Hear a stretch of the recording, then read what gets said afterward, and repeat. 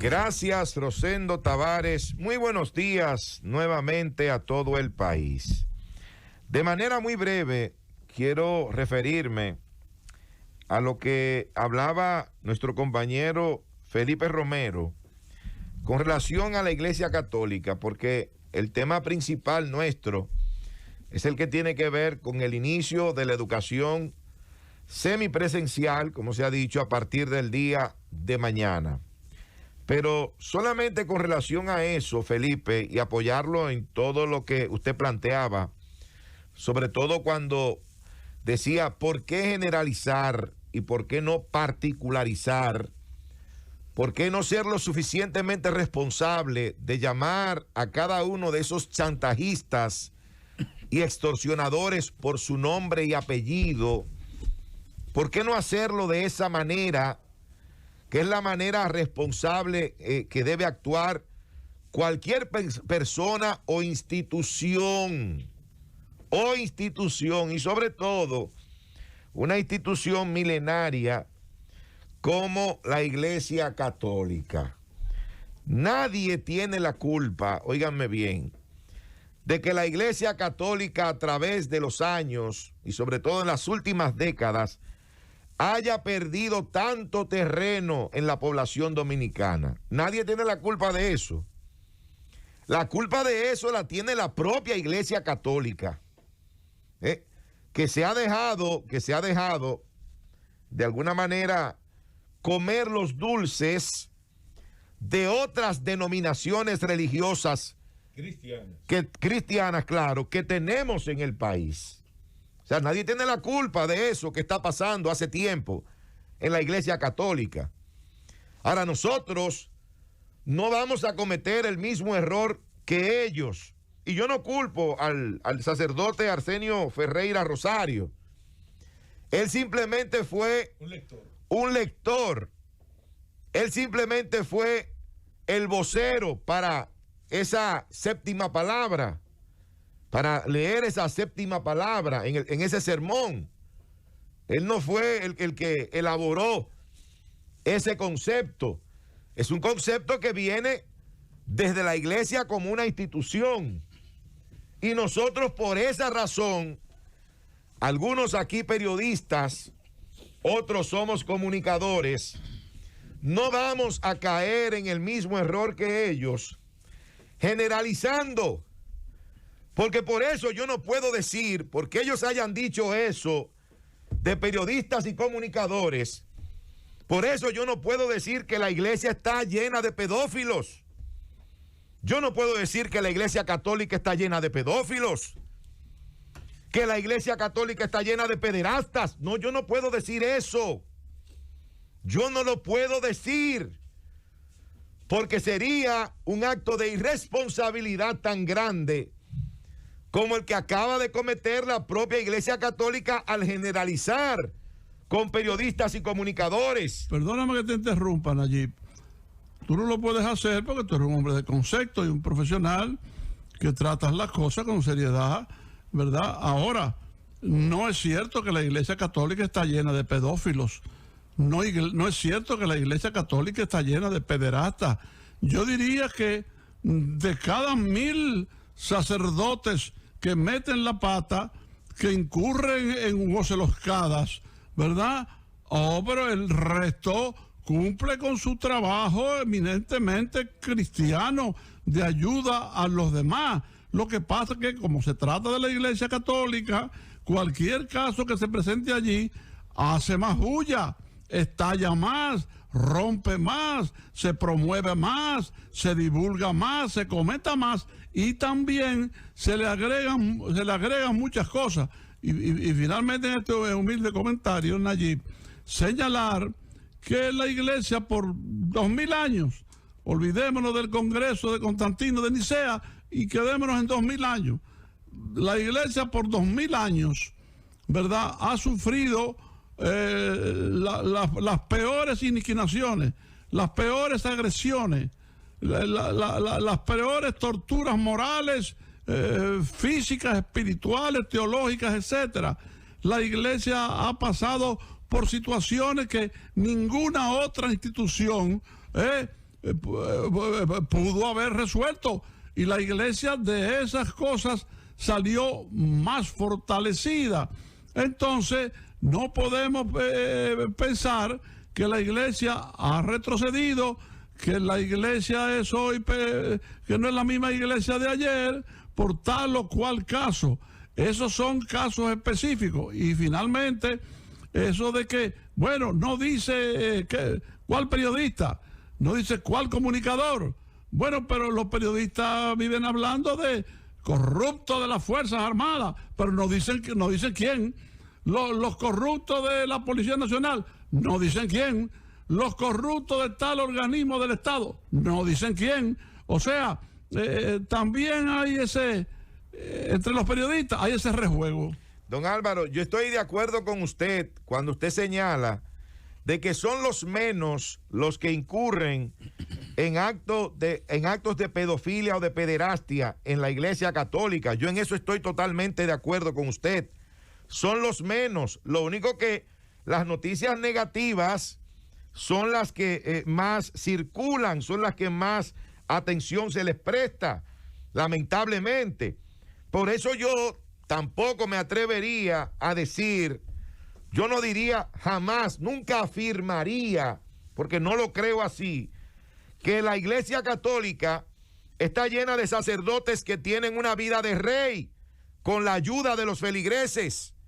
Yo no voy a decir que todos los sacerdotes están en esa situación. Si puede aparecer uno u otro caso en la Iglesia Católica que se dé de ese tipo, pero yo tampoco voy a decir que hay un grupo o que la Iglesia Católica completa, que la Iglesia Católica está llena de sacerdotes que se enriquecen con la fe. Yo no voy a decir eso porque no lo creo.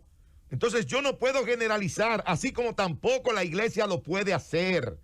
Si la iglesia quiere hacer un ejercicio más responsable, ¿verdad? Lo que debió hacer fue llamar con su nombre y apellido a cada uno de esos extorsionadores, a cada uno de esos chantajistas que se han enganchado al ejercicio de la comunicación y del periodismo en la República Dominicana.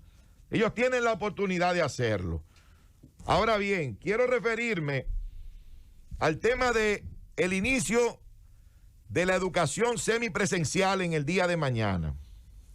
Luego de terminada esta Semana Santa y de haber visto todas las cosas que han estado ocurriendo a nivel nacional durante este largo asueto, el descontrol, la desobediencia por una parte importante de la población a cumplir con las medidas que han estado recomendando las autoridades desde el primer día de la pandemia hasta hoy, de guardar distanciamiento físico, de usar mascarillas, de lavarse las manos frecuentemente, y que hemos visto las cosas que han estado pasando. Bueno, Aníbal citaba esta mañana, yo le dije fiesta, pero digo Aníbal, bueno, fiesta, eso, ahí no se sabía qué era lo que había.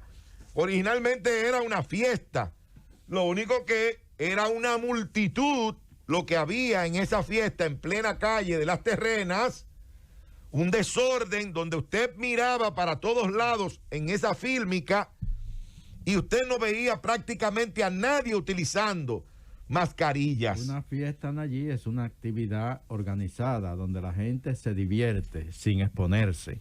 Eso es una fiesta. Bueno, lo que había ayer o el viernes cuando fuera era algo muy diferente a eso. Ayer yo crucé por varios lugares donde pasé por varios parques, donde esos parques estaban también llenos de personas con música a alto volumen.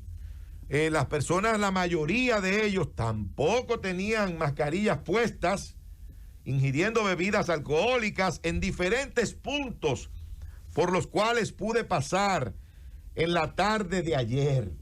Entonces yo digo, con una situación así, donde no hubo el control debido y no hubo el respeto por parte de una masa importante de la población dominicana, por no decir de toda la población dominicana, porque hubo gente que sí, y hay gente que desde el principio ha estado cumpliendo con las medidas que han dispuesto las autoridades, pero una parte importante de la población no escuchó el llamado de las autoridades a mantener esas medidas durante este largo asueto de la Semana Santa.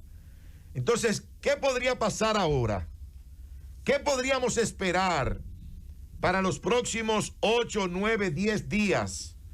¿Qué podemos esperar en materia de COVID-19? En el surgimiento de nuevos casos o en el incremento en la cantidad de contagios por el COVID-19 en nuestro país, luego de pasar esta Semana Santa y de haber visto todo lo que hemos visto. ¿Qué podemos esperar? Entonces, en ese ambiente es que vamos a dar inicio en el día de mañana en una cantidad determinada de municipios a la educación semipresencial. Yo sigo estando en contra del inicio de las clases de manera semipresencial, de manera presencial, porque no es el momento para hacerlo. En otros países donde incluso la vacunación está mucho más avanzada que en la República Dominicana, donde hay criterios más claros con relación a lo que debe hacer tanto la autoridad como la población con respecto a esta pandemia, han estado cerrando nuevamente, han estado echando hacia atrás medidas que habían tomado como esas del reinicio de la clase presencial. Y se me ocurre, mi querido Nayib, brevemente decir que mañana vamos a abrir una puerta. No pueden culpar pasado mañana o en los días que vienen a Roberto Fulcar y al Ministerio de Educación, porque esto ha sido advertido muchas veces y se le ha querido tumbar el pulso a Roberto Fulcar, el salvador del año escolar actual, ¿verdad? Ustedes tendrán que culpar a otros. Ahora, se me ocurre decir esto, mañana se abre una puerta y alguien dice o dirá, entren todos, coño. No, don Álvaro, no. Lo más difícil es gobernar. Pero yo siempre he dicho, y una de las cosas que sustentaba cuando el PLD era gobierno, es que las políticas públicas se aplican desde las instituciones públicas. Y si bien es cierto que usted tiene que tener un punto de inflexión y a veces hasta de flexibilidad, hay cosas en que no se negocian independientemente de las presiones que se haya. Quien es el responsable de regir la política pública en materia educativa es el ministro de Educación. Y si el Ministerio de Educación entiende que en esta etapa no se puede aperturar, y acabamos incluso de salir nosotros de una Semana Santa donde todos los científicos a nivel local y a nivel internacional hablan de rebrote de una nueva cepa, yo creo que no es aconsejable que faltando apenas 3 o 4 semanas para finalizar el año escolar, el ministro se exponga a ese tipo de cosas por presión, porque al final el FAO se le va a pegar al ministro Fulcar, porque él es el responsable del manejo de esa política pública. Lo bueno o lo malo que surja de ahí, él va a ser el responsable de eso. Porque él sí ha recibido presiones de sectores muy poderosos de este país que no les importa para nada la salud del pueblo dominicano. No, para nada. Ni la educación tampoco. Esos sectores, lo único que les importa es su dinero, son sus intereses. Y por eso yo decía temprano, Nayib, de que él ha sido identificado como una especie de espina para muchos de esos sectores y han jugado asociado incluso a un sector de la propia prensa escrita que le montó una campaña sistemática. Por eso yo lo sigo repitiendo, porque al final Furcal ha demostrado no solo que tiene la capacidad para el cargo, sino que tiene el valor suficiente, y eso hay que destacarlo, promoverlo, auspiciarlo y defenderlo. Roberto Furcal, si ustedes revisan lo que hemos tenido aquí con el tema del contagio del COVID-19, imaginémonos qué hubiese pasado si tuviéramos de 35, 40, 50 muchachos en las aulas repletos desde hace 4 o 5 meses, que era cuando querían que él pusiera a los muchachos en las escuelas. Y no sería él ha aguantado justo, como un hombre. sería totalmente injusto. Vertical. No solo con Duarte, eso es justo. Lo primero, si queréis ser felices, sino con la condición intrínseca, con la condición innata al Estado Dominicano, con la condición teológica del movimiento espiritual de un hombre. Este hombre ha hecho todo para salvar el año escolar y hasta cierto punto ya lo ha salvado. A pesar de esto, de que faltando semanas para terminar el año, quieren la educación presencial. Por eso yo destaqué temprano el hecho de su discurso, donde él dice, fíjense, los padres que no quieran enviar a sus hijos porque temen que no los envíen, que no les va a pasar nada. ¿Qué está diciendo él con eso? Los que quieren violar esto son los culpables de esa vaina. Si usted no quiere caer en ese juego, no vaya, que no le va a pasar nada. Eso que dice el colega y amigo Romero Sánchez, yo no estoy de acuerdo. A él no se le va a pegar ese FAO, porque está muy bien establecido quiénes son los grandes intereses que han luchado contra la educación virtual y quiénes son los medios de comunicación que han montado una campaña sucia, asquerosa, denigrante contra él y su programa. A eso es que hay que cargarles el dado. Y yo diría, sin querer trazarle pautas a nadie, que desde ya los órganos serios como este deben ir estableciendo responsabilidades para que se vea quién es quién en esta vaina. Yo le sugiero finalmente al profesor Roberto Furcal que si él inició el año escolar en noviembre a distancia, a través de la radio, de la televisión y de plataformas digitales, que continúe de esa manera hasta que terminemos el año escolar 2020-2021. No ceda a presiones de sectores que no están pensando en la educación del país. No ceda a presiones de sectores que no están pensando en la salud de los dominicanos. No ceda a presiones de esos grupos que solamente piensan en sus intereses. Llévatelo, Cundo.